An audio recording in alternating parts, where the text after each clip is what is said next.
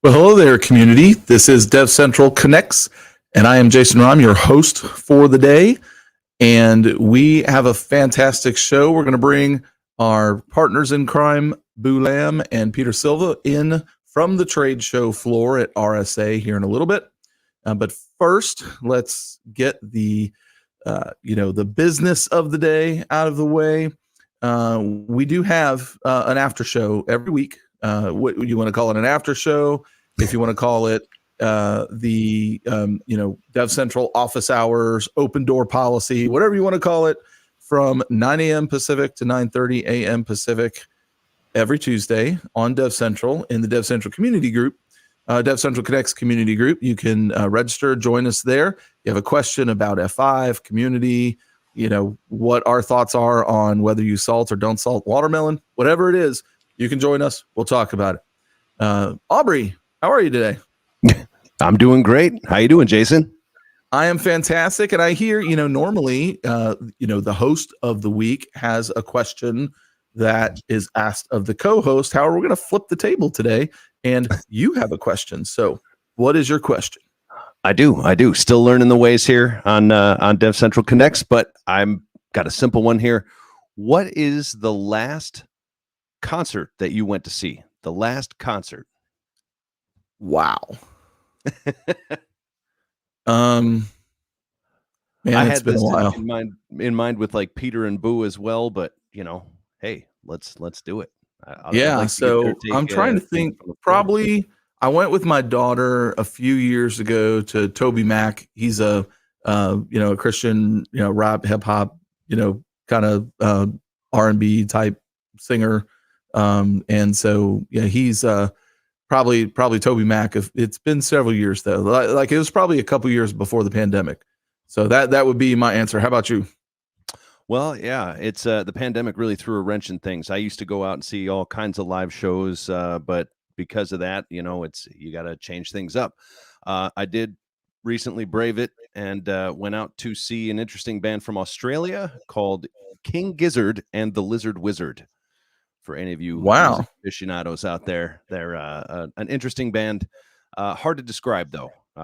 They're hard to say. They're an eclectic. But I'm going to give it a shot. I'm going to say King Gizzard and the Wizard Lizard. Close. Lizard Wizard. Lizard Wizard. I got it backwards. Man. Yep. Okay.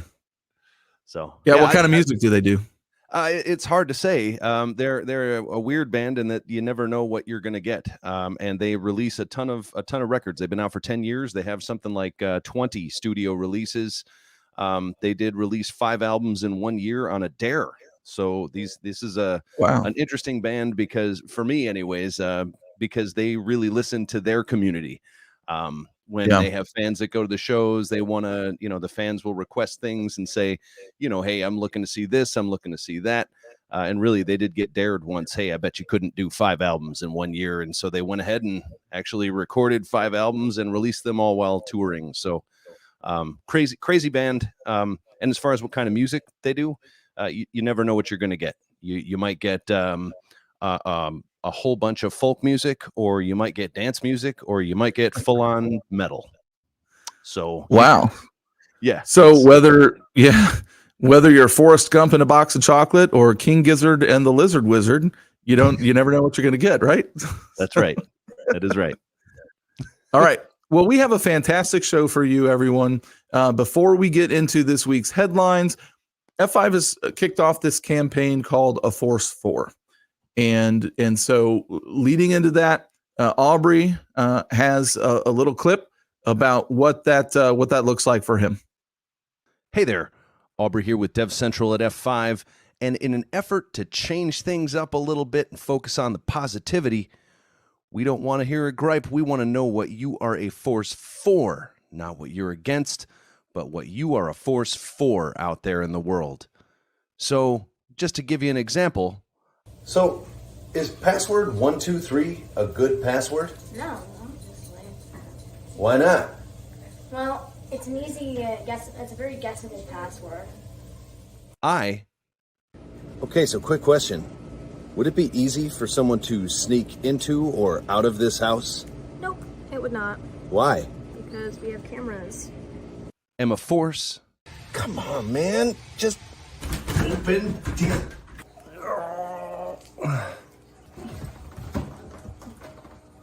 For security. Let us know what you're a force for. Oh man, that brought a big smile on my face. That was great. It was fun recording it. Actually, it was a blast. My kids were kind of taken aback. Yeah, that's really cool. So I actually I like wrote my script and did a quick film last night. It's like, yeah, that didn't work at all. And so I'm gonna get mine filmed probably later today. I rewrote my script, so hopefully mine is a little better than the first attempt. But that was awesome. I loved that. All right, so we're gonna do some headline news before we bring the guys on. What do you have for us? Well, for me, the first thing that I was looking at was an update on your news from last week, which was about Felina. So the 0-day exploit that was noticed in Microsoft Windows. One thing that was interesting to note is that this is now being spotted by a couple of different security outfits out there. Proofpoint, most notably, has seen this as an attack vector against the U.S. government and the EU as well. They did not release what other state is doing that, but they have released for sure that they have seen this as a specific attack against these two government units. It looks to be all exfiltration attempts, really just trying to find passwords stored in cookies and all kinds of things from applications that might be on someone's machine. And it looks like phishing is the main vector for spread of this thing. But it has been pretty nasty. And, again, the reason for the follow-up is there is still not a patch for this thing out. After our news article last week, I wanted to make sure that I followed up to say, hey, is there something that is a fix for this out there? There really is not. Like you said last week, there are some workarounds, but no full patch to date. Yeah. So be careful out there, people. That's a little crazy. We got a couple comments here from Leave. He's like, a force for embarrassing my kids. It's like, I fully expect to do that in my video as well. So yes, that's true.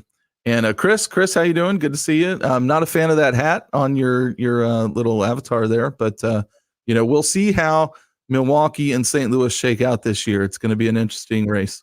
But if I'd grown up with cams, I'd have dressed up like a ninja and done so many barrel rolls, knowing my parents would eventually see the footage. That's awesome.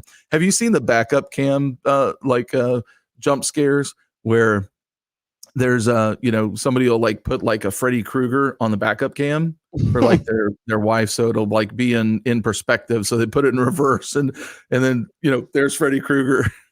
That's terrifying. Awesome. Yeah, for me, I caught my teen griping about not being able to sneak out to one of their friends, and so I had to put that in the video as well. Oh yeah. Okay, well, my first one is terrifying. I'm always interested at the crazy things scientists do. And I don't remember the name of the movie, but there was what's his name? Kevin Bacon was in this movie, and he became invisible. And then instantly, when he's invisible, he went from this stand-up guy to kind of a creeper to full out Hollow Man. That's what it was. Yes, thank you, Chris. Hollow Man. And so went from pretty stand-up guy to like pretty evil pretty quickly, and so like people started dying, and it's like, wow, that was fast. That escalated quickly. But they have injected like proteins from the squid where it can become invisible in its environment and all that, and kind of bend light differently and all that, and so they have put proteins from the squid into human cells, and they have shown that it's possible for human cells to bend the light differently and all that. This is not going to end well. I don't know, and of course I'm guessing that this is some kind of a military contract or whatever, but that's one of those things that you look at shows like Fringe. I don't know if you ever watched Fringe. Oh yeah. But even like with the pandemic and the conspiracy theories of, well, this was created a genetically tuned virus in a lab, and they were going out for a select population, maybe the elderly this time or whatever. And so what's next in the lab? But Fringe kind of was in the forefront of a lot of these kinds of ideas, and so it's pretty scary to seeing some of that come to fruition. So with the sci-fi in the back of my head, seeing stories like this, I'm like, yeah, that's terrifying. I don't want a piece of that. That would have made an excellent Fringe show for sure. Without a doubt. Although I'm picturing like, you'd get clear skin. It's not like it's going to turn you invisible, but like, so you'd be walking around with like muscle structure and arteries and veins showing and stuff. That just sounds gross. So that does not sound appealing. My first thought last night, it's like, man, what happens if your cells are invisible and you have to go into surgery?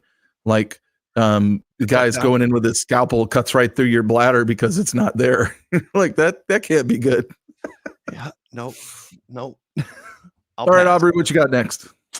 The only other story that I have is an interesting one that came from Europe. So this SMS based FluBot spyware was out there and seemed to be really taking care of a whole bunch of Android machines that are around the globe. So it looked to be the thing that I thought was kind of cool with this was a lot of the different countries in Europe kind of came together and worked to share information together as one community to really make sure that they had the latest up-to-date information from inside their borders shared out with their neighbors. And eventually it looked like the Dutch went ahead and actually ended up taking control of all of the infrastructure that was responsible for propagating this strain of malware. This is a hard one, though. I mean, I have not had my phone with malware on it ever since I've had a phone. It's just not happened to me. And to think that I might have to brick a phone because somebody flashed something onto it, or to at a bare minimum reset to factory defaults. That looked to be the fix for this, the only fix for this. It'd be a sad day in the Android community to get affected by something like that. So, and this isn't the only one. It looks like Tanglebot was recently dealt with in the same way. Yeah. So a reminder for everyone, backups. Always want to keep your picture, the 80,000 pictures you have of your kids and your spouses and significant others and your puppy dogs and all that. Back stuff up and make sure that backup has a backup, all that fantastic stuff. Well, I have a couple more, but I'll just do one because I want to bring the guys on. And mine is actually a share from this is last year article, but it was a share.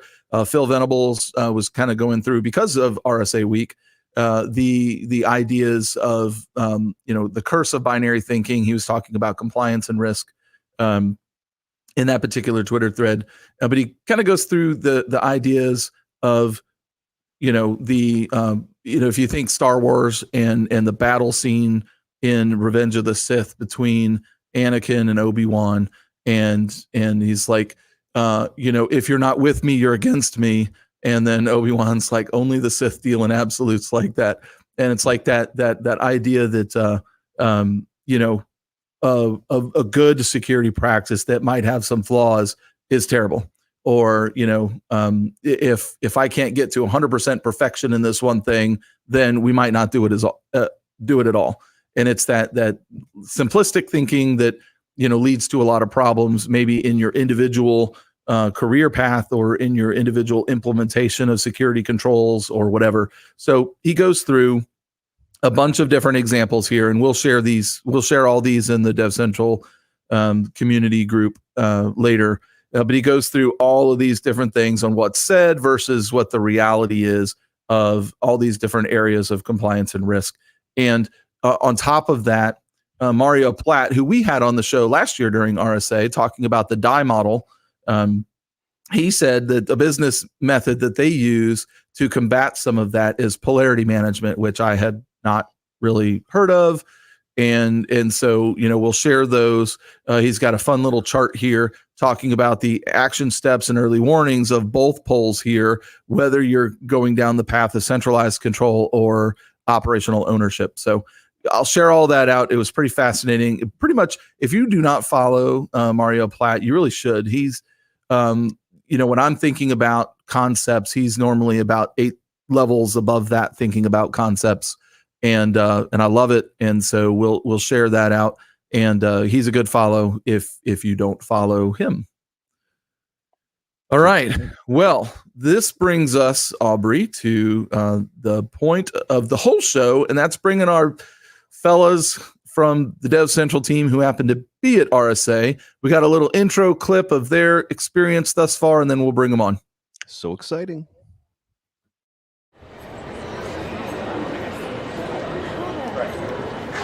Aloha. You're watching F5 at RSA 2022. I'm Peter, and you might remember me from such Find the F5 booth videos as Find F5 at Black Hat and Find F5 at Interop. This week, we're in San Francisco at the Moscone Center for RSA Conference 2022, and I'm going to show you how to find F5 booth 5771. Now, we just came in through the North Hall, so we're in the north side of Moscone, and right above me, you can see already it's aisle 5700. So you just find the aisle and take about 25 steps this way. They're expecting about 20,000 attendees this year from 120 different countries. The theme is transform. Now, of course, we've all transformed over the last couple of years, and particularly IT security, supporting mobile users and remote users along with folks in the office, and they've become critically important to business processes and now have a seat in the executive suite. Oh, hey, Peter. Hey, it's my partner, Boo. Why don't you let them know what we're giving away this week? Well, welcome to the booth. We've got a lot of really cool stuff to take a look at this week. We've got these nice little cups here. They glow up red. Check them out. If you're at the reception tonight, you will see these. We've got some mints here as well. They're star-shaped, pretty nice. Very handy when you're meeting people in person. We've got this little gadget here. It's like a little handle for your fingers, so you can open doors and push things or whatever you want to do. I've got a couple of these. These are just like handy magnets with an F5 badge on there. And then this thing, I've never seen this before until today. What this is, it's a thermometer for your forehead, so you can tell people, you can indicate to them whether or not you're feeling hot or not. And then what we have here is a sticker, F5 a force for. So if you haven't seen this already, we have something going on right now where we're trying to find out what everybody's a force for. Whether you're in F5 or you're not in F5, everybody has some sort of cause and some sort of thing that they believe in, they're supporting. And so that's what a force for is all about. Now, if you take this sticker and you walk on over with me, you get to use this sticker to get one of these. That's right. Just let us know what moves you, what you're passionate about, what you are a force for, and get a cool I'm a force for t-shirt from F5 Security. Come on down to Moscone Center this week. If you're in town for RSA, please visit us in booth 5771. Isn't that right, Boo? Yes, north. North. See ya. See ya. What if you were a major transit system with billions of passengers taking millions of trips every year? You are about to let a cyber attack slow down. So you partner with IBM. Well, fantastic, guys. Welcome to the show. As Brent Musburger always says, you're looking live at me and Boo. I'm just amazed that this appears to be working right now. We're a little bit precarious with a tethered phone and some stuff kind of hooked together here, but it looks on our end. Looks like we're actually coming through live. Yeah. The power. Hey, you guys look great. Yeah. Well, I'll tell you that video was an absolute blast. It was really neat to see you kind of walking backwards. When you said it's like 25 steps and you started walking backwards, I'm like, did he count backwards? I don't. Sorry. Yeah, we did block it out a couple of times, and I was planning on kind of coming to the left, so we balanced out the shot, and we ended up blocking Boo, and the sort of surprise you're here worked out in true time. Yeah, that was And some really great cool. I credit was to not our- expecting to see Boo. I thought Boo would be holding the camera, but no. Yeah. Credit to our camera person, Jordan Koch, who is here or was here with us earlier this week and helped us out with that. So she did a great job on that. It was a team effort. Absolutely.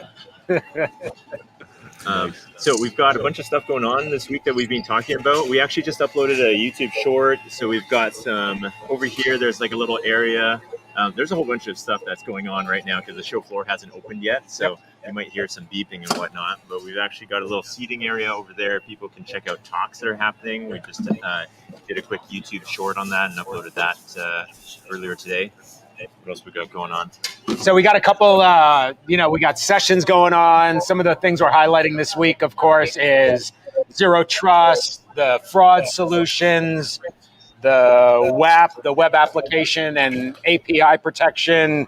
We got the cool new, as you saw in the video, F5 RSA t-shirts. Maybe we'll grab you guys a couple on the way back.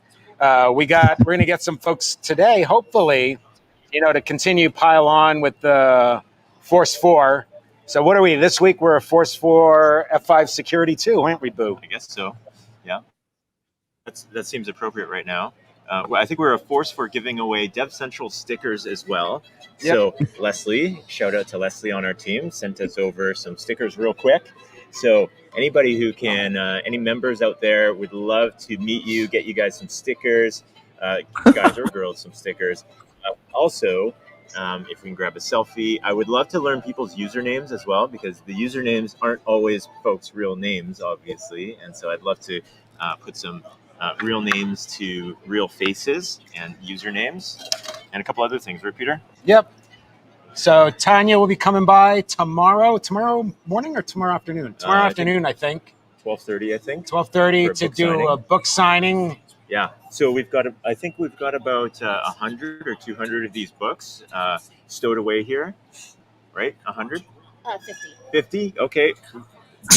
12:30. 12:30. We were our off-camera producer let us know that it was at 12:30 tomorrow. Alice and Bob Learn Application Security. Great book. We've had her. We've done a webinar with her, and I know you've had her on your show in the past, right? Yep. She's a fantastic person, very popular person, actually. So we are very lucky to have some of her time. And then also, shout out to Sander, who has also been on the show as well. So he's got his application protection report here, but he's also got a talk on tomorrow, Sander will be doing a session on the application protection report, I believe at 1:30. I don't know the room exactly. We're also planning to do a video with Sander, and we're planning on making it a fun one. The top 5 mind-blowing stats from the application protection report. Hey, Aubrey, I gotta just give you a little heads up. You might have jinxed yourself with that whole "I've never gotten malware before" routine. So just watch your back. Watch your back. Did you just do something to my phone, Peter? Uh-oh. Oh, no. While we were here in the green room, per se, when you said that, I turned to Boo and I'm like, oh, no, don't, you're screwed. Yeah, what I would say, Aubrey, is when we get together as a team next, I wouldn't leave your phone sitting on the coffee table. Well, I am a Force 4 coffee, so. Famous last words.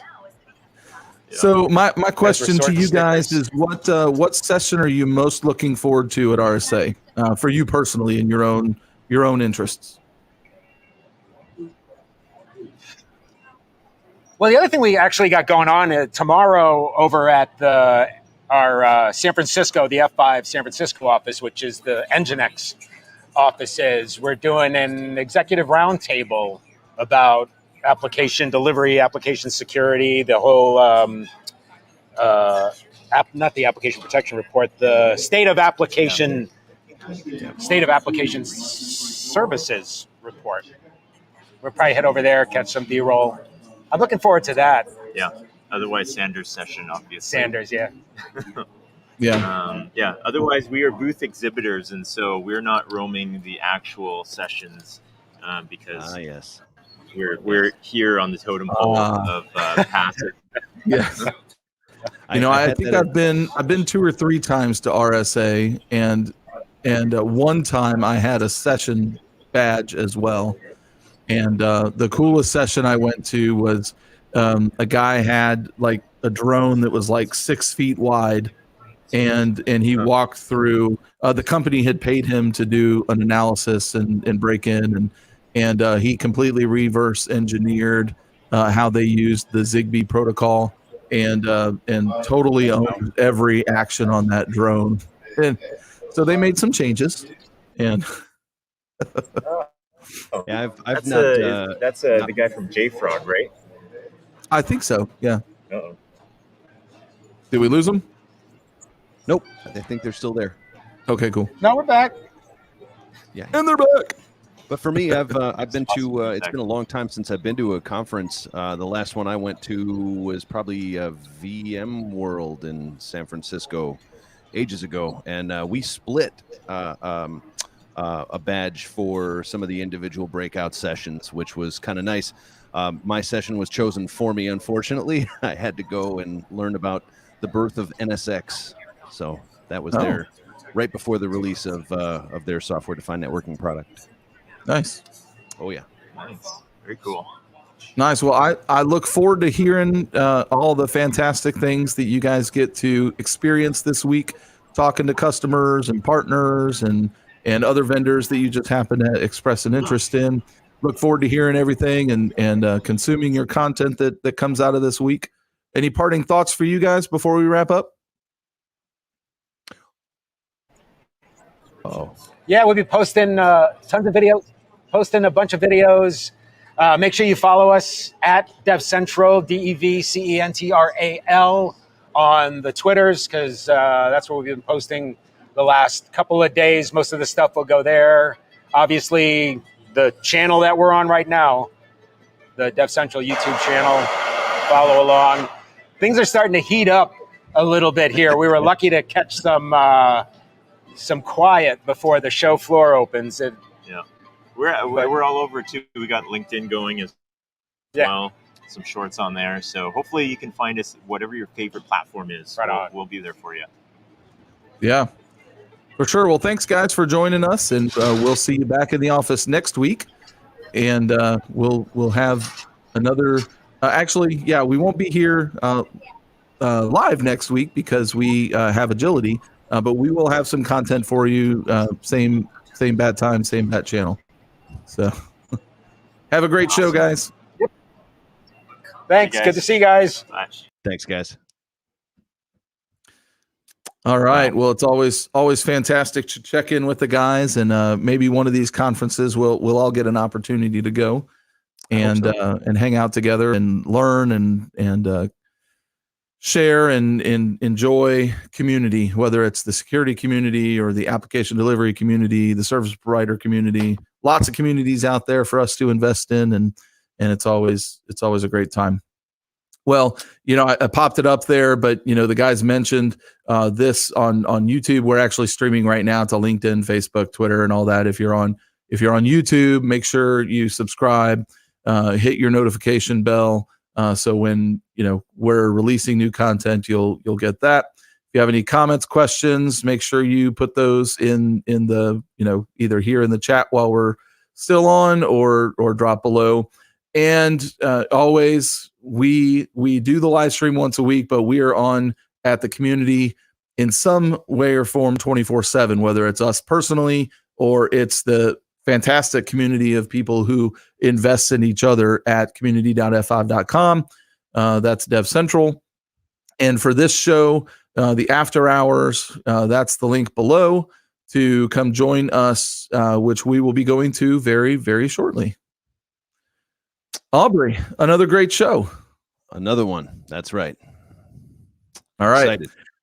Yep. Well, thank you, everyone. We'll see you over at the after show. If you want to join us and hang out, we'll dive deeper into some of these articles, and we'll see you again next Tuesday, 8:30 a.m. Pacific. Take care.